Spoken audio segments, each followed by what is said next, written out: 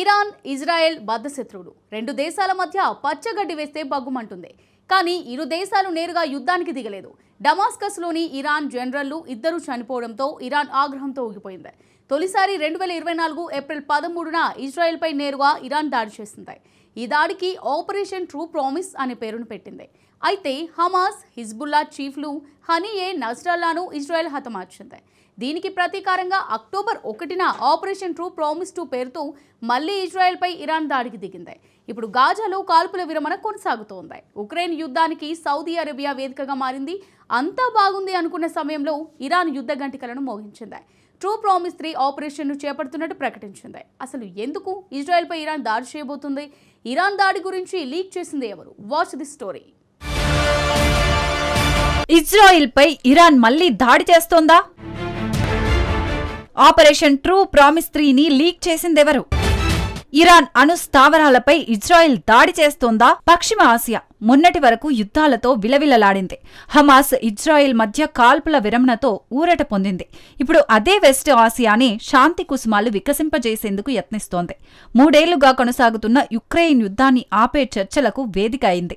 Russia, American విదేశాంగ మంత్రులు Saudi Arabia రాజధాని రియాద్ నగరంలో సమావేశమయ్యారు. యుద్ధానికి ఎలా ముగింపు పలకాలన్న చర్చ జరిగింది. చైనా, అమెరికా మధ్య ఇలాంటి సమావేశం జరగడం 3 ఏళ్ల తర్వాత ఇదే తొలిసారి. అయితే పుతిన్, ట్రంప్ సమావేశం తేదీలను మాత్రం ఖరారు చేయలేకపోయారు. ఒక రకంగా యుద్ధం ముగింపునకు సౌదీ అరేబియా వేదికగా తొలి అడుగు పడిందనే చెప్పాలి. కానీ అదే సమయంలో పశ్చిమ ఆసియాలో మరో దేశం యుద్ధ గంటికలను మోగించింది. మూడోసారి ఇజ్రాయెల్పై దాడికి సిద్ధమంటూ ఇరాన్ ప్రకటించింది. ఒక్క ఇజ్రాయెల్కే కాదు, అమెరికాకు కూడా తెహ్రాన్ వార్నింగ్ ఇచ్చింది.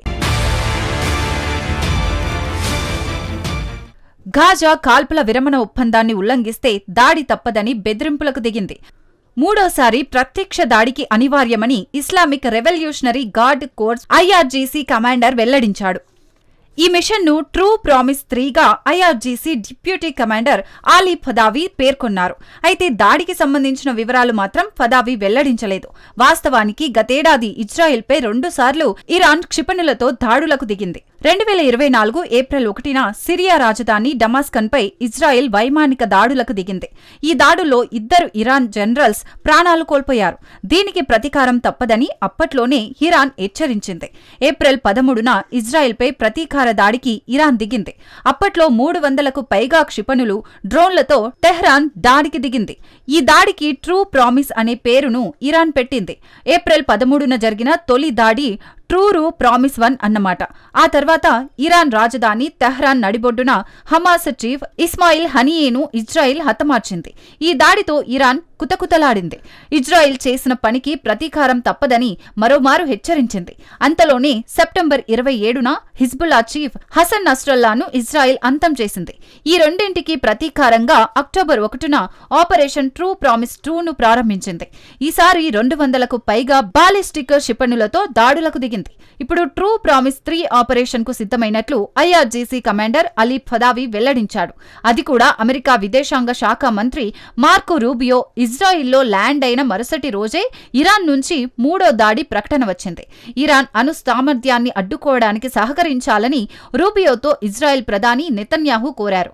నిజానికి గాజా యుద్ధం ప్రారంభమైన నాటి నుంచి అమెరికా సహకారంతో ఇరాన్కు గణనీయమైన నష్టాన్ని కలిగించినట్టు నెతన్యాహు తెలిపారు. ఇరాన్ అణ్వాయుధాలను తయారు చేయకుండా గరిష్టంగా ఒత్తిడి పెంచుతామని కొన్ని రోజుల క్రితం డొనాల్డ్ ట్రంప్ చెప్పాడు. Today, Secretary Rubio and I had a very productive discussion with our staffs on a number of issues.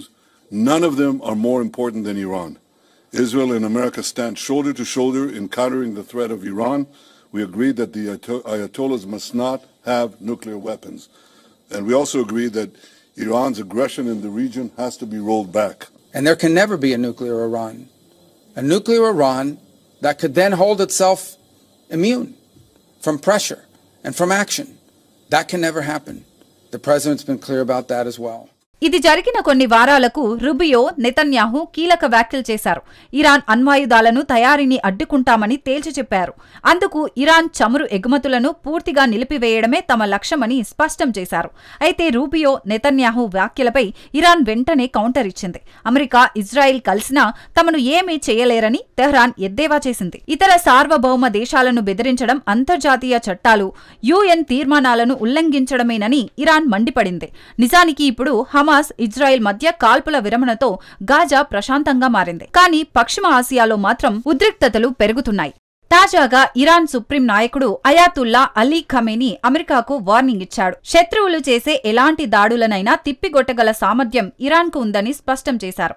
అయితే ఇజ్రాయెల్పై దాడికి ఇరాన్తో పాటు యోమెన్కు చెందిన హూదీలు కూడా సిద్ధమంటూ కయ్యానికి కాలు దువ్వుతున్నారు. గాజాలో కాల్పుల విరమణను ఉల్లంఘిస్తే ఏ క్షణంలోనైనా ఇజ్రాయెల్పై దాడులు చేస్తామని హూదీల చీఫ్ అబ్దుల్ మాలికా అల్ హూదీ తెలిపాడు. దీన్ని బట్టి చూస్తే ఇజ్రాయెల్పై దాడికి మళ్లీ ఇరాన్, హూదీలు సిద్ధమవుతున్నారన్నమాట. ఇజ్రాయెల్ మళ్లీ ఇరాన్ ముప్పును ఎదుర్కొంటోంది. అదే సమయంలో లెబనాన్లోకి కీలకమైన కాల్పుల విరమణ గడువు ఫిబ్రవరి 18తో ముగిసింది. గతేడాది నవంబర్లో హిజ్బుల్లా, ఇజ్రాయెల్ మధ్య అమెరికా కాల్పుల విరమణకు ఒప్పించింది.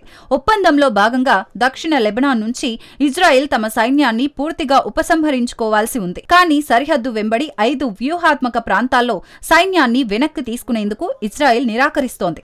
లెబనాన్ భూభాగంలోకి ఈ ప్రాంతాలు తమకు కీలకమైనవిగా ఇజ్రాయెల్ చెబుతోంది. కాల్పుల విరమణలో భాగంగా తమ సైన్యాన్ని లెబనాన్ నుంచి వెనక్కి తీసుకున్నామని నెతన్యాహు చెప్పారు. అయితే వ్యూహాత్మక 5 ప్రాంతాలు మాత్రం సరిహద్దుల్లో ఉన్నాయంటున్నాడు. ఈ ప్రాంతాలను ఖాళీ చేయడం తప్ప కాల్పుల విరమణ ఒప్పందాన్ని పాటించమని ఇజ్రాయెల్ ప్రధాని చెబుతున్నాడు. వాస్తవానికి ఇజ్రాయెల్ చెబుతున్న 5 ప్రాంతాలను కూడా ఐక్యరాజ్యసమితి ఆధ్వర్యంలోని శాంతి పరిరక్షక దళాలను మోహరించాల్సి ఉంది. కానీ హిజ్బుల్లా తిరిగి ఘర్షణలకు దిగే అవకాశం ఉందని ఇజ్రాయెల్ వాదిస్తోంది. అందుకే తమ దళాలను ఉపసంహరించుకోమని నెతన్యాహు స్పష్టంగా చెప్తున్నాడు. లెబనాన్, గాజాలో పెరుగుతున్న దాడులకు ఇప్పుడు ఇరాన్ బెదిరింపులు తోడయ్యాయి. దీంతో పశ్చిమ ఆసియాలో ఉద్రిక్తతలు పెరుగుతున్నాయి. పశ్చిమ ఆసియాను ఇరాన్, ఇజ్రాయెల్, అమెరికా ఏ దిశగా తీసుకెళ్తాయి?